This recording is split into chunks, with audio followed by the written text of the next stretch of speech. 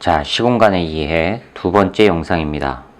영상을 진행하기에 앞서 아마 영상 중간중간에 매미소리나 새소리 또는 개가 짖는 소리, 자동차 소리 등등이 같이 녹음이 될 겁니다. 날씨가 더운 관계로 창문을 열어놓고 영상을 지금 제작하는 관계로 주변에 잡다한 소음들이 조금 포함될 수 있다는 점 양해 바라겠습니다.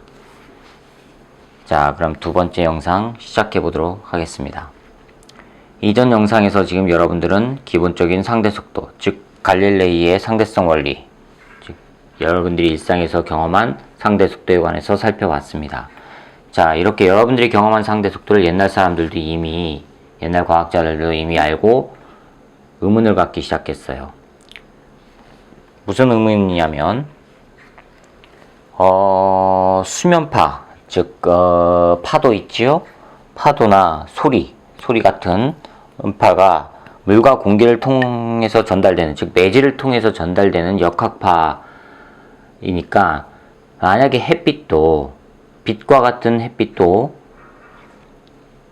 매질을 통해서 전달되는 게 아닐까라고 하는 의문을 갖기 시작했어요. 그러면서 빛을 전달해주는 매질을 찾고자 과학자들이 열심히 노력을 했단 말이죠. 그러면서 한 가지 가정을 세웠습니다. 즉 빛을 전달해주는, 빛과 같은 파동을 전달해주는 매질, 그걸 가상의 매질, 그걸 에테르라고 한다. 에테르라고 하는 가상의 매질이 있을 거다라고 하는 추측을 하면서 실험을 찾으려고, 이 에테르라고 하는 물질을 찾으려고 실험을 했습니다. 그 중에서 대표적인 게 이제 뭐냐면 마이컬슨과 몰리 실험이에요. 마이컬슨과 몰리 실험인데요. 이 마이컬슨과 몰리 실험을 하기 전에 먼저 또 고전적으로 여러분들이 이미 경험을 한 거를 따져보도록 하겠습니다. 여러분들 교과서에서도 아마 나왔을 거예요. 자, 강물이 흘러가는데요. 강물이 흘러가요. 이렇게 오른쪽 방향으로 흘러가요. 이 거리가 얼마라고 할까요? D라고 해볼까요? 자,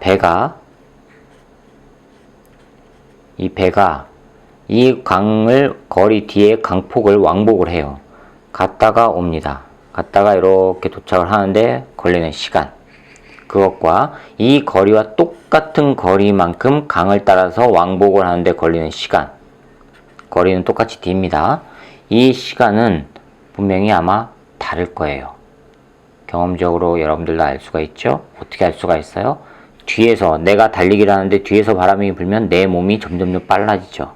근데 내가 달리기를 하는데 앞에서 바람이 불어오면 달리기가 힘들죠. 점점 느려지죠. 이미 경험을 했습니다. 그렇죠? 자, 그러면 일반적으로 만약에 물질이 이렇게 흘러간다면, 즉 물이 흘러간다면 이렇게 움직일 때와 이렇게 움직일 때 원래 위치로 도달하는 시간은 다를 거예요. 그렇죠? 자, 그런데 이 내용에는 한 가지 가정이 있어요. 뭐요? 배가 똑바로 움직인다는 얘기예요. 그런데 실제적으로는 이렇게 안 움직이죠. 바로 위에서 말하면 평면에서의 상대속도 개념으로 배를 움직여야지만, 배가 움직여야지만 이렇게 똑바로 갔다 오는 것처럼 된단 말이에요. 무슨 얘기냐? 배가 이렇게 똑바로 간다고 쳐보세요. 이쪽 방향 이렇게 간다고. 얘는 VA로 가요. 근데 강물은 VB로 이렇게 가요. 그럼 배는 어느 쪽으로 간다는 얘기예요? 이쪽 방향으로 간다는 얘기예요. 똑바로 가지 못하고. 그렇죠? 그럼 똑바로 가기 위해서는 어떻게 해요? 배는, 강물은 이렇게 가니까 배는 이쪽으로 가야죠. 배가 이쪽으로 가고요. 강물은 이쪽으로 가요. 합하면요, 똑바로 이렇게 가게 되죠. 그러니까 실제적으로 배는 이쪽 방향으로 움직여야지만 이렇게 간다는 얘기예요. 그럼 이쪽 방향으로 움직였다는 얘기는요, 직각 방향으로 움직였을 때랑 속도가 다른 거죠. 그쵸? 그렇기 때문에 엄밀히 말하면 이 얘는 전제 조건이 수직 방향으로 배가 그냥 움직일 수 있다라고 하는 전제 조건이 필요한 거예요. 아무튼 배가 같은 거리를 강물의 흐름과 수직 방향으로 움직일 때랑 강물과 거슬러서, 강물에 따라서 움직였다가 거슬러서 올 때랑 원 위치로 돌아오는 데까지 걸리는 시간은 다를 겁니다. 그렇죠? 이렇듯 빛도 마찬가지로 태양에서부터 도달하는 빛도 지구의 움직임이 에테르라고 하는 가상의 물질의 흐름과 어떤 식으로 놓이느냐에 따라서 지구에 도달하는 빛의 빠르기가 다를 것이다 라고 생각을 한 거예요. 즉 여기 태양이 있고요. 주변을 지구가 이렇게 돌지요. 그렇죠? 지구가 이렇게 돌아요.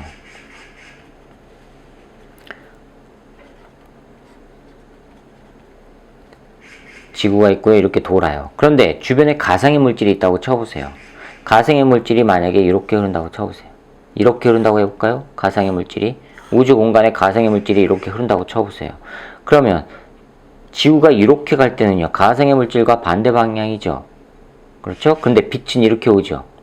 빛은 오고 빛과 같은 방향으로 에테르가 흘러간단 말이에요. 그럼 지구가 이렇게 갈 때 에테르 방향으로 에테르에 실려갖고 빛이라고 하는 매개체가 지구에 도달하니까 지구에는 더 빠른 속도로 빛이 도달할 것이고 여기에서 지구가 이렇게 가요. 그럼 가상의 물질은 이렇게 가는데 빛은 또 이렇게 되죠. 그렇죠? 그럼 여기서 간다고 쳐보세요. 지구가 이렇게 가요. 가상의 물질은 이렇게 가는데 지구는 이렇게 가요. 그럼 가상의 물질과 같은 방향으로 가죠. 그러면 또 빛은 이렇게 오고요. 가상의 물질은 이거예요.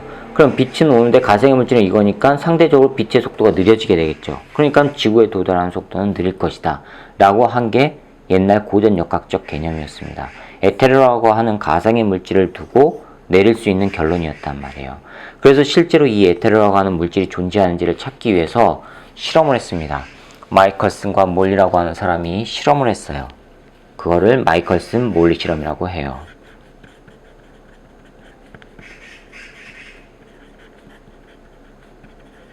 자, 이 실험을 통해서 에테르라고 하는 물질이 없다는 게 밝혀졌고요. 또 하나, 빛의 속력은 모든 방향에서 일정하다는 게 증명이 됐어요. 자, 어떻게 하느냐. 동그란 원판 위에, 회전 원판 위에, 자, 회전 원판 위에 판을 놓습니다. 판자, 네모 판자를 놓습니다. 회전 원판 위에다가 그냥 하셔도 되고 어차피 동그란 원판이에요. 가운데 중심축이고요. 이 중심축에다가 반투명 거울을 이렇게 놔요.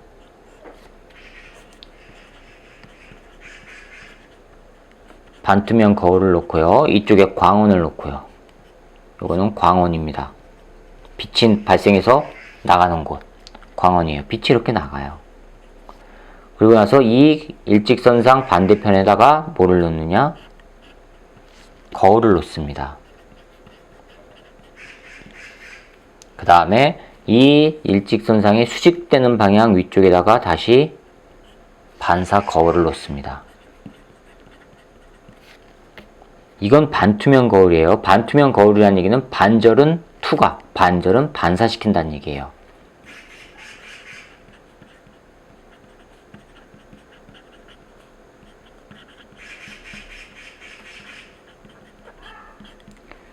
자, 새소리가 많이 들리죠? 예, 백색 소음이라고 여기세요. 반절은 반사, 반절은 투과시켜주는 거울, 그거를 반투명 거울이라고 해요. 그 다음에 이 거울과 맞은편 되는 곳에다가 이제 빛 검출기를 놔요. 빛이 여기에 도달하느냐, 검출기를 놓습니다. 자, 이렇게 놓고요. 이건 회전 원판이에요.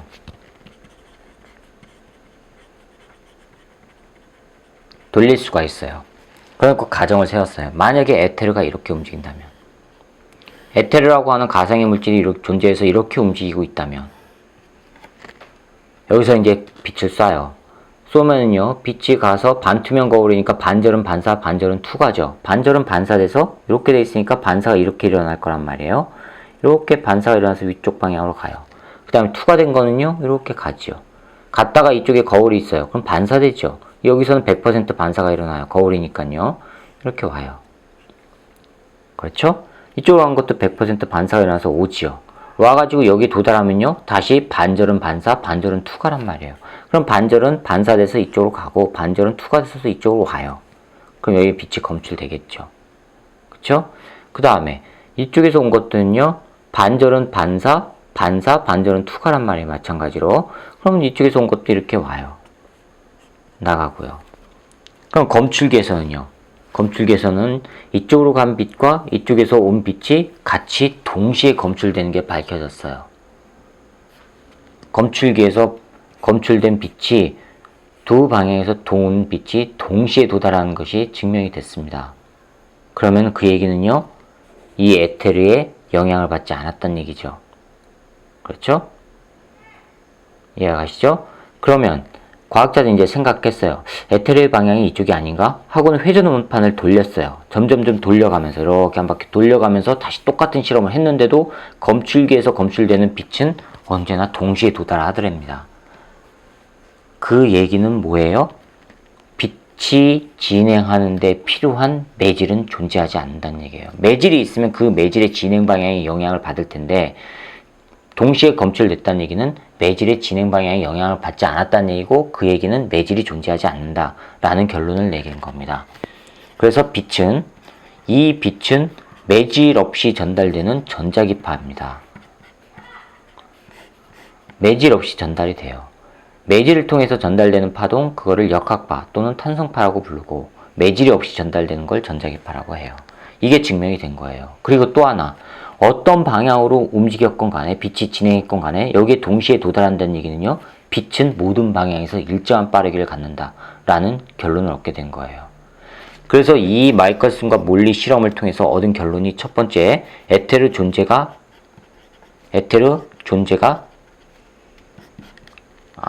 존재하지 않는다. 에테르가 존재하지 않는다는 결론을 얻었고요. 두 번째, 빛의 속력은 일정하다. 모든 방향에서 일정하다.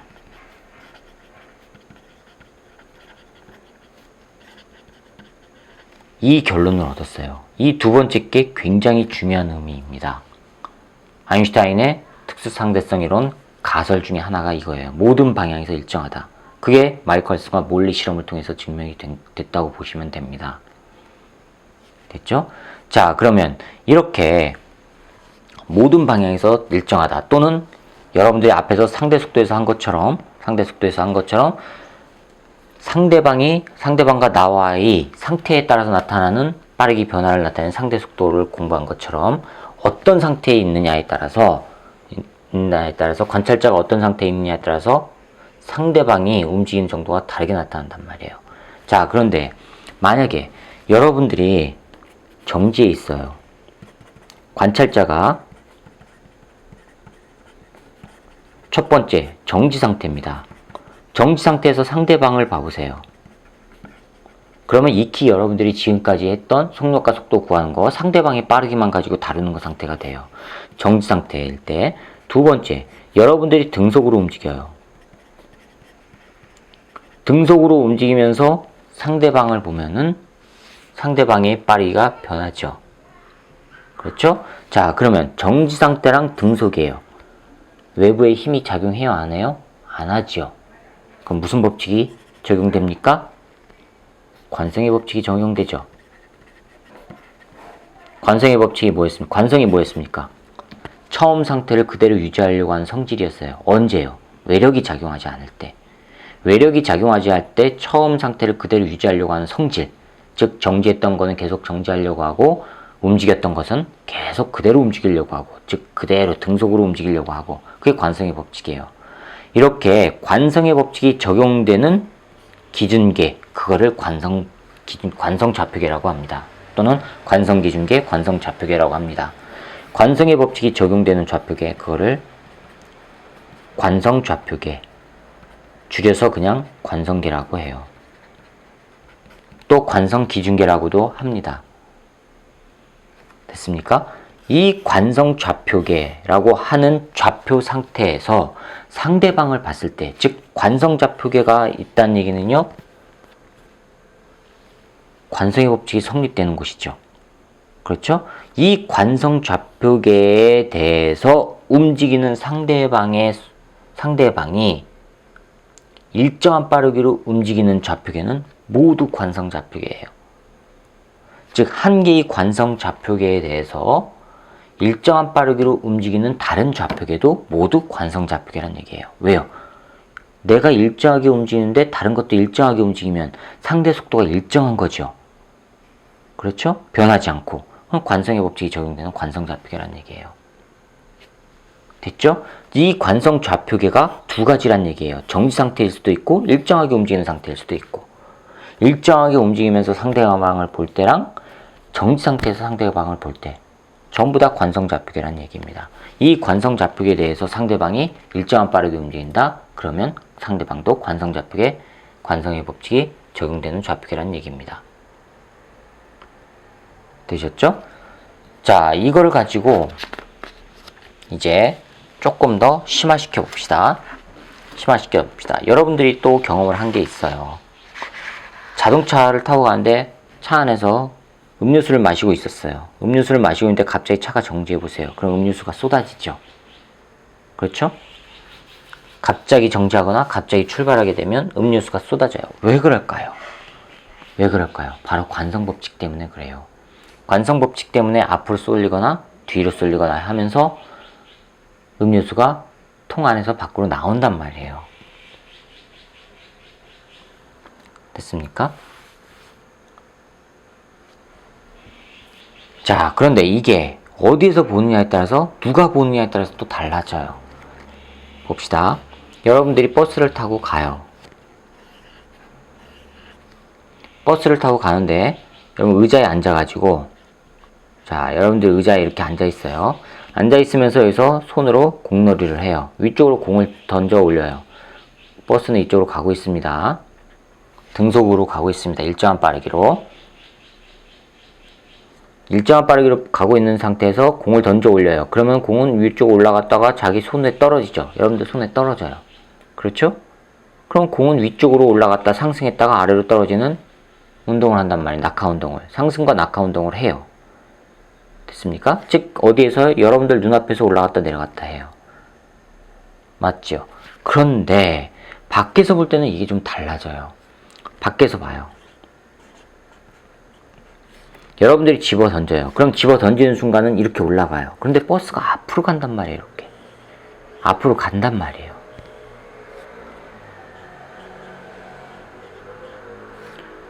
그럼 올라갔다가 오는 동안에 여러분들 눈에서는 공은 올라갔다 내려오지만, 올라갔다 내려오는 동안에 이 밖에서 볼 때는요, 공은 올라가는 게 이쪽으로 올라가는 게 아니라 이렇게 올라갔다가 여러분들 손에 이렇게 떨어지는 것처럼 보인단 말이에요. 버스가 앞으로 가니까. 구분이 가세요? 얘는 정지하고 있어요. 관성좌표계죠? 관성좌표계에서 일정한 빠르기로 움직이는 거, 이렇게 움직임이 이렇게 되고, 얘가 버스 안에 들어있어요. 타고 있어요. 일정한 빠르기로 버스가 움직여요. 그럼 얘도 일정한 빠르기로 움직이니까 관성좌표계죠? 관성좌표계에서 봤을 때 자기 눈앞에서 올라갔다 내려온단 말이에요. 관성좌표계에서 봤을 때 수직 방향으로 올라갔다 내려온 게 아니라 포물선 방향으로 움직이는 것처럼 보이고요. 즉 이렇게 관측자의 기준이 어떻게 되고 상대방의 움직임이 어떻게 되느냐에 따라서 물체의 움직임이 달라진다는 얘기예요. 됐습니까? 즉 밖에서 있는 지면 위의 관찰자가 볼 때 움직임이 이렇게 달라진다는 얘기죠. 그래서 아인슈타인이 이렇게 상대성 원리를 주장하기 위해서, 즉 특수 상대성 이론을 펼치기 위해서 내세운 가정이 이제 두 가지가 되는 겁니다. 바로 뭐예요? 빛은 일정한 빠르기로 움직인다. 그 다음에 모든 관성계에서의 물리법칙은 동일하다. 즉 얘도 관성좌표계, 얘도 관성좌표계. 얘가 보는 이거의 물리법칙, 상승운동과 낙하운동하고 중력에 의해서요. 얘가 볼 때의 물리법칙, 중력에 의해서 포물선 운동하고요. 물리법칙이 동일하단 말이에요. 되셨죠? 자, 그런데